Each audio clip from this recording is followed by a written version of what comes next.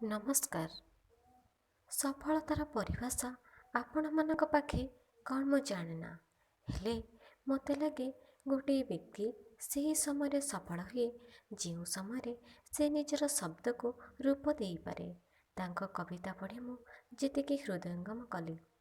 ଜୀବନକୁ ଅତି ଅନ୍ତରଙ୍ଗ ଭାବେ ବୁଝିଛନ୍ତି କବି ପତିତପାବନ ପାଣି। ଖୁବ୍ ସରଳପଣ ଭାବ ନେଇ ଲେଖିଛନ୍ତି ସେ କବିତା।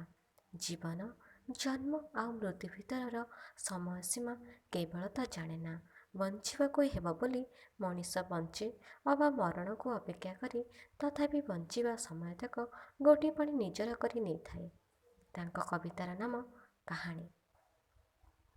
ମଣିଷ ଜୀବନ ସାଗର ବେଳାଭୂମିର ସ୍ମୃତି ଶାମୁକା। ସୁଦୂର ଦିଗ୍ବଳୟରୁ ହାତର ଠାରି ଡାକେ ସ୍ୱପ୍ନ ମରୀଚିକା। ଏ ଜୀବନ ଏକ ମିଛ ନାଟକ, ମୃତ୍ୟୁ ଚିରସତ୍ୟ, ଯମ ହାତରେ ଅଟକ। ଆଜି ଅନେକ ପ୍ରଶ୍ନ ପଚାରେ ଏ ଜୀବନ, ଉତ୍ତର ଦେଇ ହୁଏନା।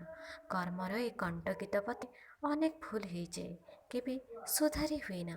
ତଥାପି ଥକିଯିବାକୁ ମୁଁ କାହାଣୀ ଆରମ୍ଭ କରିନଥିଲି, ହାରିଯିବାକୁ ମୁଁ ଜୀବନ ଆରମ୍ଭ କରିନଥିଲି।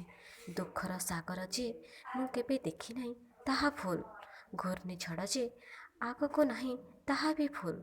ଏକାନ୍ତରେ ପ୍ରଶ୍ନ କରେ ନିଜକୁ, କେତେଦିନ ଆଉ ଚାଲୁଥିବୁ ପିତୁଳାଟିଏ ହୋଇ?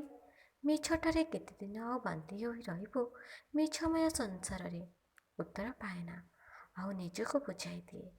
ଥକିଯିବାକୁ ମୁଁ କାହାଣୀ ଆରମ୍ଭ କରିନଥିଲି, ହାରିଯିବାକୁ ମୁଁ ଜୀବନ ଆରମ୍ଭ କରିନଥିଲି।